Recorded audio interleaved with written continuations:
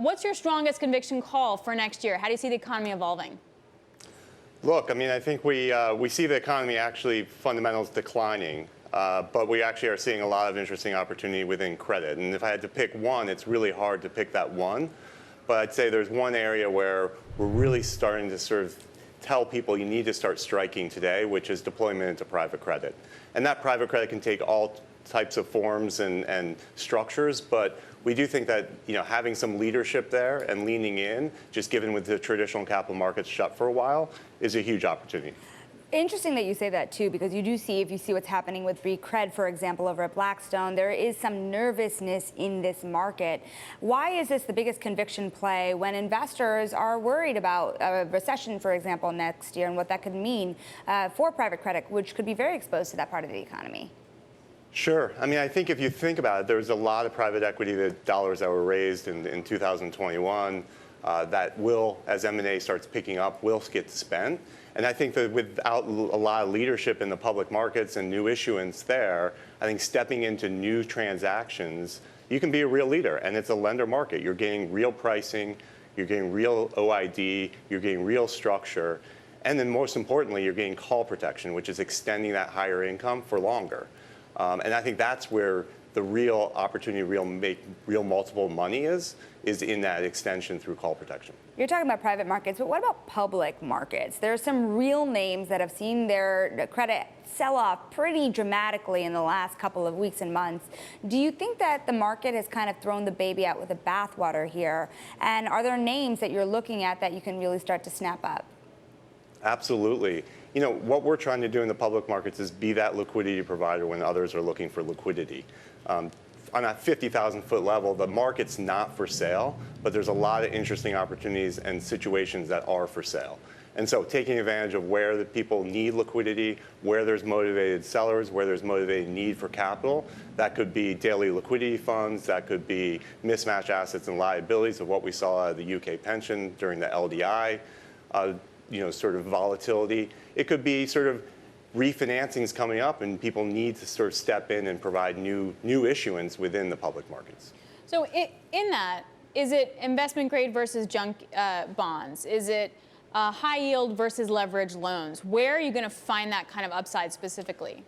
It's idiosyncratic situations. It's company by company. It's subsector by subsector. It's really waiting for those opportunities where people need liquidity rather than necessarily broad-based beta.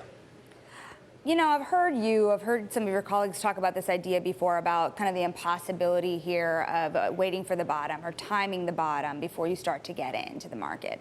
But even beyond that, do you have a sense of what the bottom is, where spreads really need to go from here, what high yield looks like at the bottom into next year? Look, timing the bottom is super hard. And I think the market is so fragile right now where I think waiting can be a dangerous game. I think starting to strike now is the way you should be thinking about credit. And if we're at a higher resting heart rate for rates for a long period of time, valuations are going to be lower. Credit seems really attractive relative to equities.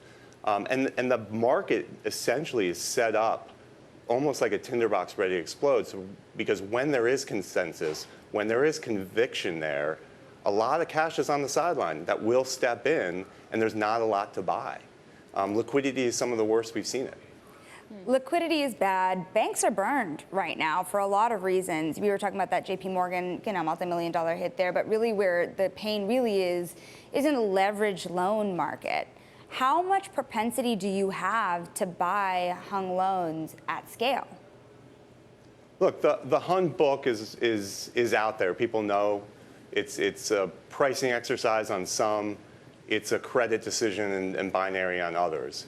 And so really that's one area of the trade where you can actually show some leadership and step in. But there's a lot of other idiosyncratic situations, whether it be people making decisions on certain subsectors or daily liquidity flows that are looking for liquidity that seem to be more equity linked. And so it's not necessarily the hung loan trade. And there's also a lot of refinancings coming up where new issue, and I think you'll see a lot of product go from the syndicated loan market to the high yield bond market. And I think you'll see a lot of product go from the syndicated loan market to the private credit market. And Chris, not just direct lending, but subordinated and even capital solutions, more opportunistic bespoke structures. Chris, I hear you on the idiosyncratic parts of all the different areas of the credit market. Is there any way you could give me an idea of either sectors that you feel like will have the best bang for their buck, or even regions? Europe's been so beaten up. Like, is that a place to go and get attractive? Look, it's contrarian. We like triple Cs. I think if you look at the market today and the construct and the structure of the market, there's not a lot of incentives to take risk in the public markets. A lot of the buyer base is restricted on how much triple C they can buy, whether it be CLOs, whether it be insurance companies, whether it be ETF mutual funds, where 55% of the high yield market's double B. And so you're seeing a lot of dispersion in the market, and particularly where you're seeing a lot of dispersion is triple C. And this is triple C's at time of issuance. This is not necessarily deteriorating credit risk. And I don't think you need to reach for risk or stress to actually get really interesting double-digit types of returns in the market today. Chris, it's clear that you want to be diving in more. It's clear that you're ready to take on some risk here. But what's the pace of deployment? Do you think that it's meaningfully picking up now? When are you going to reach your peak here? And how many billions are we really talking about in a couple months span? Look, I think that credit as a whole, you should be increasing your asset allocation. And if you think about deployment into private credit, that can take years. It takes time for the new issue machines to sort of pick up, and so making that allocation makes sense today. What history tells us is the markets usually bottom before the fundamentals, and fundamentals are still going down. So I think being prudent and start deploying, start making those asset allocations into private situations makes sense. It's not a all-in type situation, as I sort of mentioned. It's not the beta trade right now. What are you avoiding? Avoiding businesses that are price takers versus price makers. I think if you look at management teams, and we talk to management teams a lot of these businesses are doing really, really well fundamentally, and they're taking price early. And they're really taking market-leading businesses, secular tailwinds, where they can take price, pass that on to the customer or the consumer is the things we're focusing on. Keeping it simple.